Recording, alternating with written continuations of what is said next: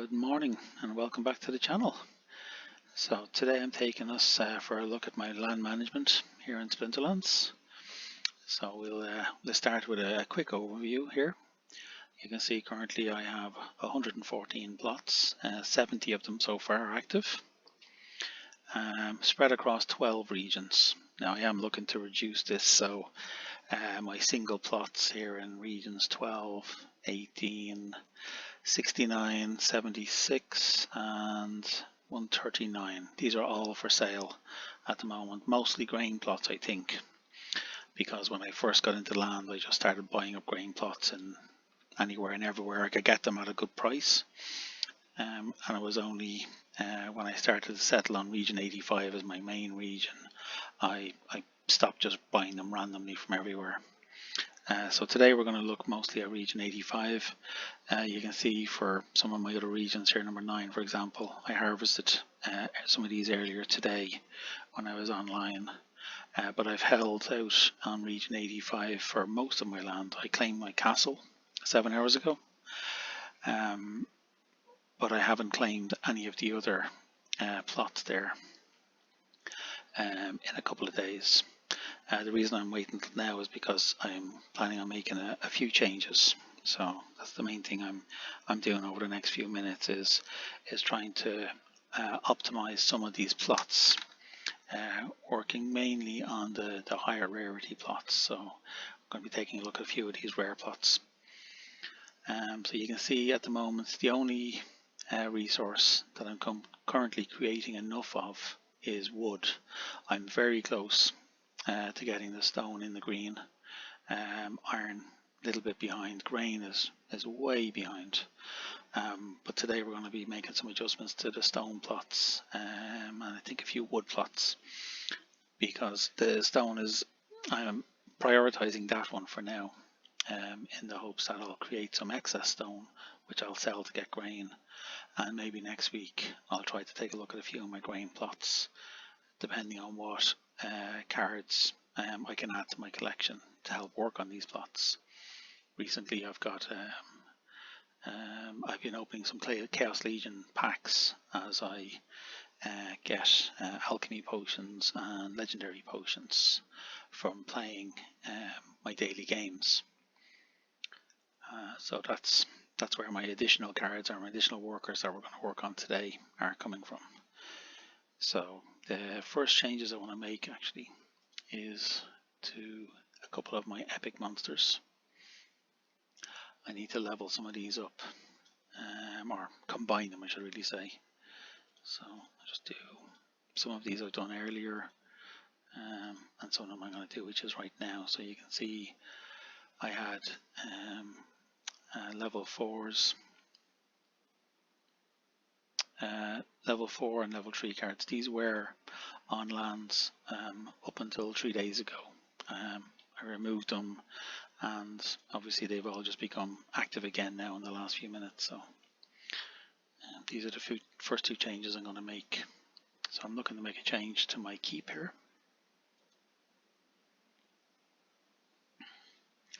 And I'll be looking to make a change to keep to one of my stone plots. So before I make any changes, as I've said before, one of the first things we'll need to do is we'll need to harvest everything, because otherwise we'll be forced to make harvests and potentially lose resources. So let's see if we can get all of these harvested now. I'm going to try to do all of these and then do my keep and then make the changes that need to be made.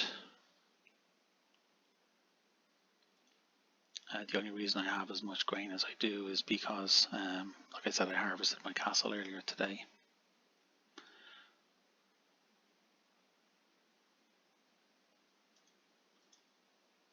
For those of you interested, this is what I got from the castle today. It was 168,000 grain, 39,000 wood, 17,000 stone and 1,500 iron, and that's the approximate value of what I harvested off the castle. So it's $4.60 give or take, or the equivalent of 489 SPS. And it's because of that I'm able to make these claims. and we'll hopefully get everything claimed before I run out of resources. And let's see how we do. Well, looks like we're going to make it easily enough. That's the first time. For those of you who watched my previous videos, I have a tendency to run out of these resources, and then I have to go spending some of my DEC. Alright, so now we can claim our keep. Doing them first, some of those lands were in the tract 7, that's the word I'm looking for, the 7th tract. So this is going to cost me 1,000 grain to get all of this. And there's also, I think, I'll go back in fact, there's about a 3% chance. Nope, it's a 4% chance of getting a totem fragment. So we won't hold our breath, but you never know.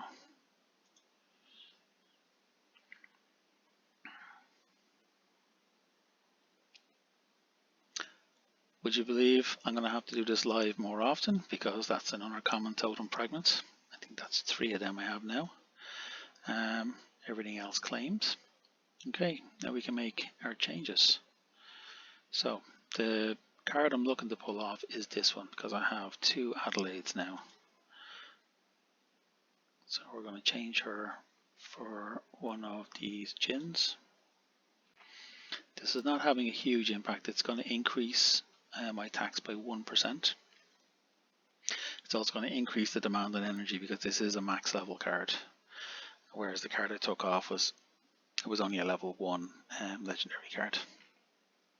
But that's okay. I have some additional DEC. As you can see, I have 28,000 DEC. But I'm expecting as I go through some of these lands, I will reduce this figure.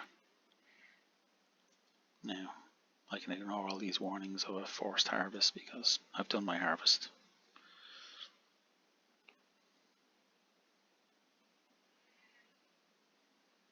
Okay, fantastic. And then I've got another one of those gin cards, as you've seen us level up. And this is destined for one of my rare stone plots. So where are you, rare stone plot? And again, we're looking for the other Adelaide gin.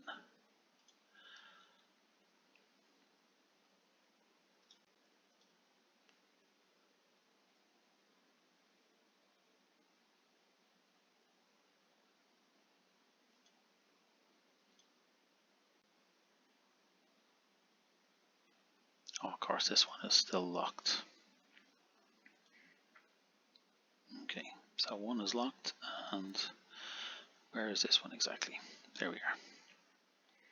Okay, so this worker is coming off, and this guy is going on. This is going to increase our stone production by another 8 stone per hour, and again, it's going to increase my DEC requirements. It's now saying in total I need 15,000 DEC added.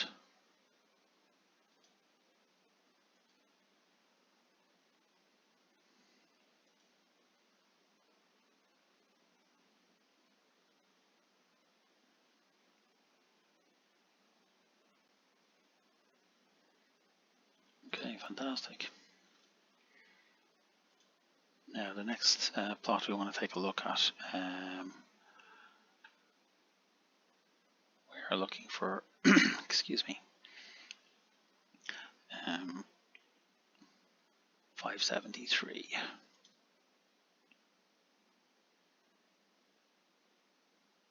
Okay, we want to make a change here to one of our plots. One of the mountain plots. So we're pulling off some of these. These are max level regular foil cards.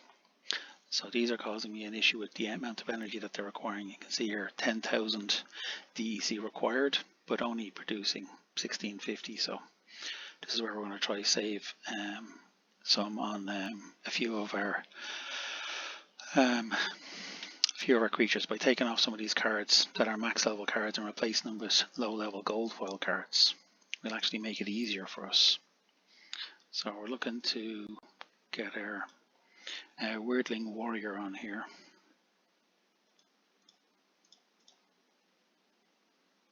So where are you? Did I have? Yes, that's why I'm not seeing you easily. So we're going to combine this. Now this is, I would never have normally done this in the past, where I have a card combined up and it's now between levels. So it's a level 4 card and it's part way to the next level. But you can see for each card, there's 5 cards in total, it's 600 production. So it's giving me the full 3000 production for 5 cards. So we're going to refresh this, and this Weirdling Warrior is going onto this plot. So we'll get him on there. And we're looking to get one of our Jins as well, I think.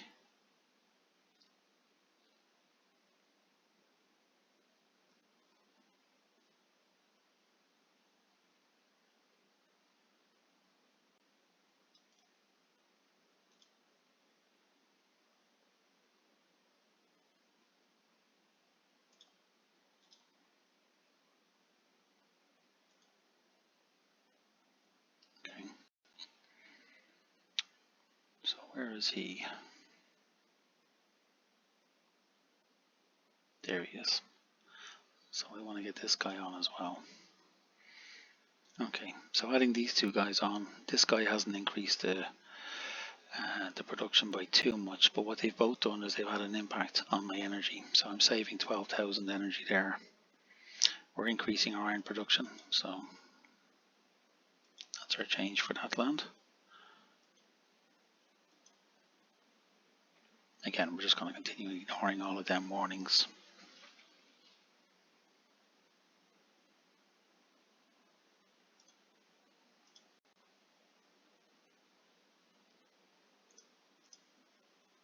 Okay, Narissa, where are you?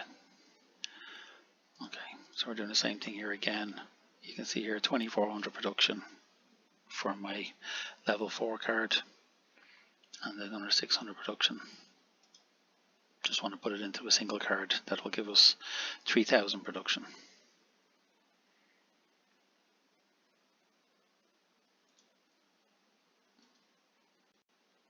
Okay, we want to take a look at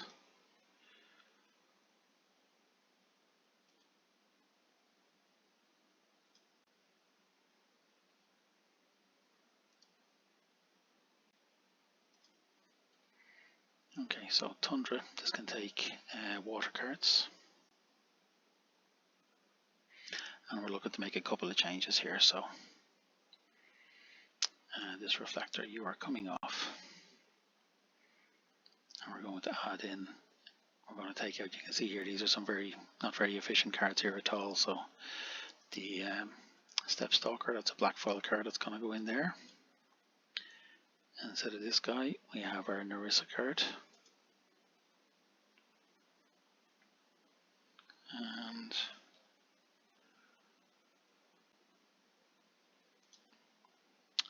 instead of this guy, I think we will go ahead.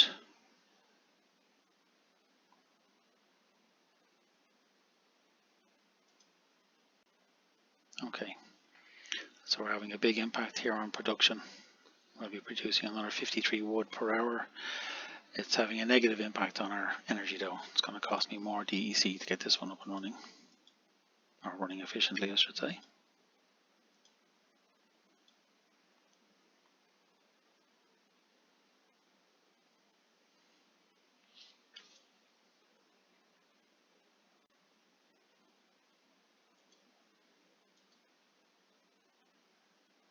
Okay.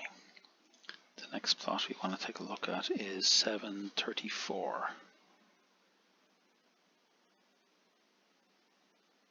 And it's a rare stone plot. Like I said earlier, the stone is probably the best resource that you can produce at the moment. And this one has some very low level creatures, so you can see exactly why I'm looking to get this guy off. Okay. So we are going to get our new Conqueror Jacek. So this is a legendary card. It's 2 BCX that's going on there. Least efficient guy is probably this neutral card.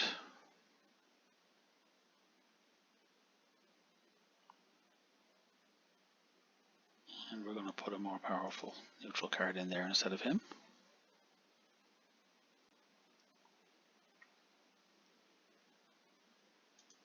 And then we want to get this girl off.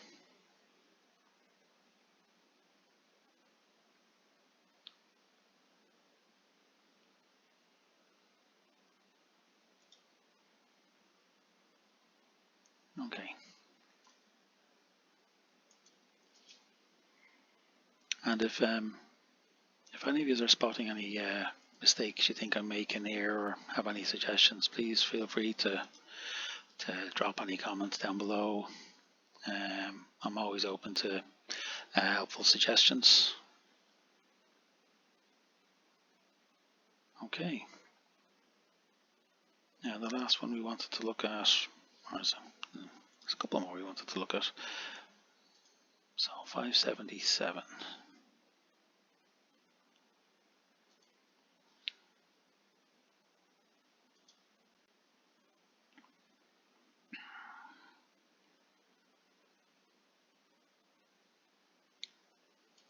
So I think we just wanted to do a few minor changes here. Replacing the spider. The spider is a common card requiring 10,000 DEC. This guy is slightly better but requires a lot less DEC.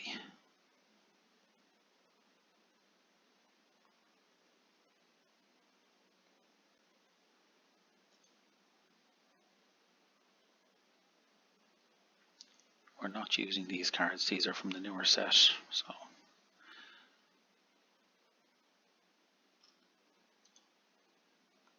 I think we're happy with that. We're doing another half an iron. Every little bit helps when it comes to the iron because it's the most valuable of the 4 resources.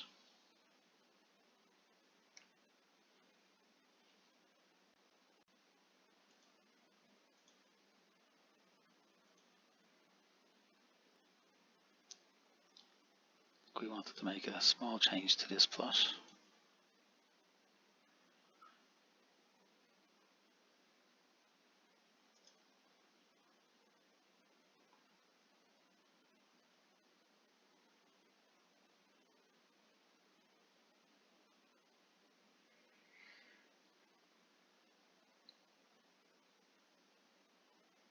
The Venari Scout I'm looking to take off because I'm going to look to combine that with other cards. So I'm going to put on a less efficient card. It's going to reduce. No. It's slightly more efficient, so it's going to increase the wood very slightly, but the main reason for this change again was to bring down the DEC requirement. Getting Immortalis on there makes a big difference there. I was thinking just before I clicked it that I was only adding 2,500, but of course this is one of my legendary lands, so the 2,500 increases to 2,750 because it's a green card, and then it doubles because we're on a legendary land. That's why it's gone to 5,500. So even just a level 1 legendary card on a legendary land has a significant impact here, and it's going to save me 7,500 DEC, so I'll save these changes.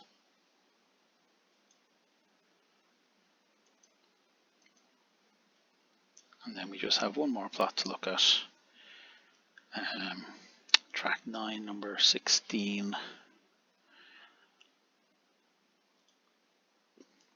If I remember correctly, we were going to do something with the Regal Periton card, which is a green card, this guy here.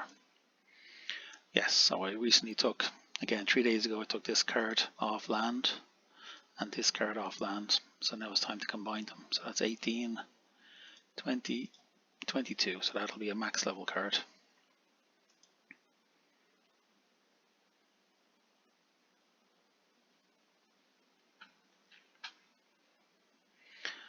Now, being a max level card, it will require 10,000 DEC, but it's 4,000 base production power, which is very good.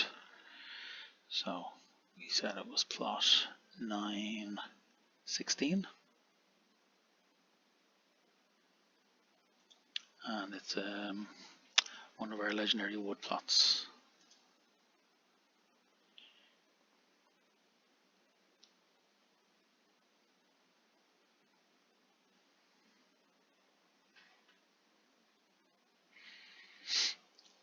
So this guy is going to come off, I think. This guy will go on, so we'll go from having 4,400 to having 8,800. So that's a nice significant change. The energy isn't changing at all because it's a max level worker, max level common, exchange for a max level rare. And then Rune Monster is going to go in here, again increasing the production, and this time saving me a whole bunch of energy as well. So that's a DEC saving there again. And we don't need to make any further changes.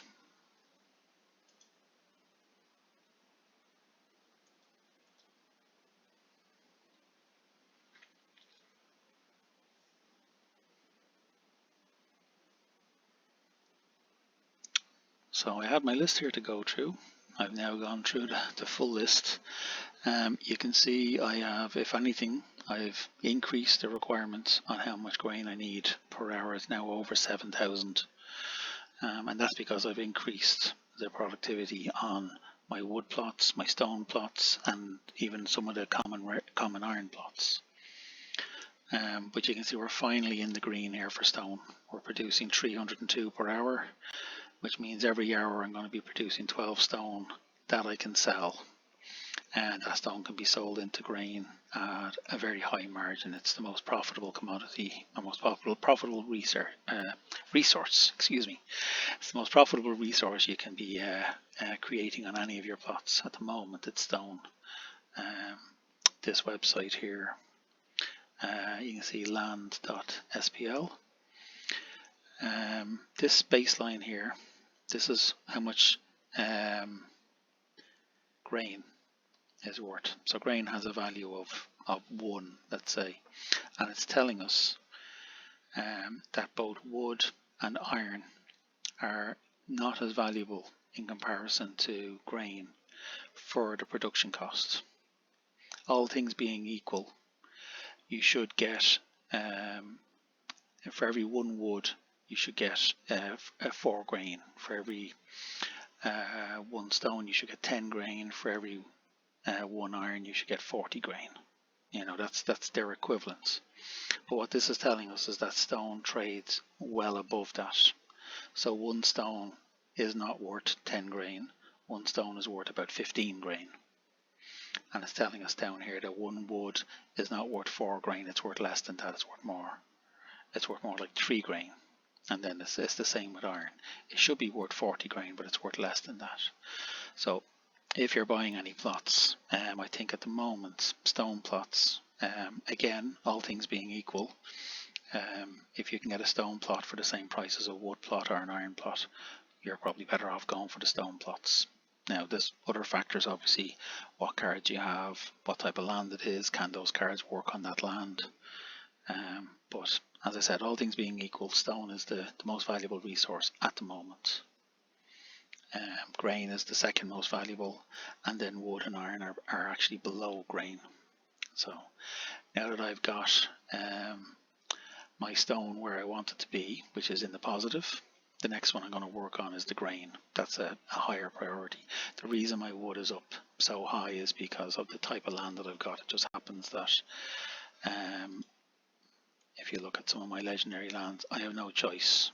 I've got forests, I've got tundras, more tundras. I can only produce wood on all of my legendary lands. These ones can turn from research into wood. This one can turn from SPS into wood. I don't have an option for anything else. I do have an epic grain plot and an epic stone plot, so these are 2 lands that are very valuable to me. So I think the next week I'm going to try work on some of these rare grain lands and get them running more efficiently. So I'm going to prioritize them. These lands are plains, so it'll be important for me to concentrate on the creatures that can work the planes. Just trying to remember now specifically. If I remember correctly, it's life creatures and dragon creatures. The tundra is the same, but you also get the water creatures in there. So I'm just going to have to hope that when I open more Chaos Legion packs, that I open more life creatures and more dragon creatures, because that's the resource I want to get, and that's the land that I have, that's the plot I have to work with. So anyway, that's where we're at the moment. You can see here, like I said, we're in the green on 2 of our resources, so we're definitely making some progress. In preparation for the Yabba's Pickle release, I'm building up my aura, so I'm up to 15,000 aura. So what are you guys thinking with the Yabba's Pickle? Do you think you're going to go for it as well? I don't know exactly what I'm doing yet. If I'm just going to, you see here I had it open, I was reading up on it earlier. I'm trying to decide if I'm just going to try grab a couple of 100 cards for this 150 DEC. I don't know if I'm going to bother with these, but I'm saving my aura in case I do decide I want to go into some of these draws. I think I'm not going to bother with this Black Foil Arcane draw. I don't think I'm going to have a chance against a lot of the whales that are in the game. I think are going to soak up these cards. Because this one is a raffle, I might put in for it. It'll cost me 200 aura and 10 vouchers. I currently have about 750 vouchers, so I can probably put in that many attempts to get this gold arcane. Whether it's worth it, I don't know. But what do you guys think? Is it worth going for that? Am I right to hold on to my aura for that purpose, or am I going to just turn all this aura into potions for when I pick up the regular Yabba Pickles cards? If you remember, these are 150 DEC each, but you'll need black foil potions if you want to have a chance, or double your chances at least, of getting a black foil card.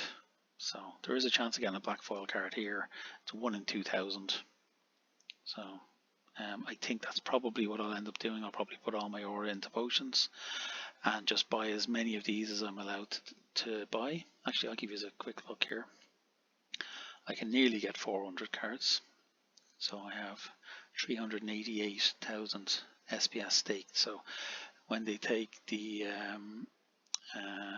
screenshot, or a snapshot I should say, next week, you'll see here on June 17th they're going to take a snapshot. So when they take a snapshot of mine, I'll probably be at about 390,000, I suppose, which means I'll be able to buy 390 copies of this card, which is a bit awkward because you need 400 regular foils to get a max copy.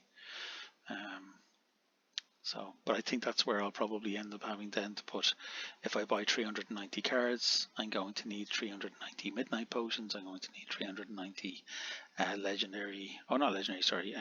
alchemy potions. So all we're going to care about is alchemy potions to increase our chances of getting gold foils, and midnight potions to increase our chances of getting black foils. And I may, depending on what I have left over, I may try to go for 1 or 2 of these draws, but I'm not going to hold my breath there. I have a feeling there's others out there that are going to have so many entries that they'll be nearly guaranteeing that these are won by the top 20 or 30 players. And that I think is especially true for the Black Foil Arcane. I'm of the opinion that it'll be the top probably 5 or 6 players that get half of them, and the next 10 players might get 1 each. But I don't think that'll be me. So I think I'll leave it at that then. Just wanted to give a quick shout out to the Yabba's Pickle card that's coming up soon.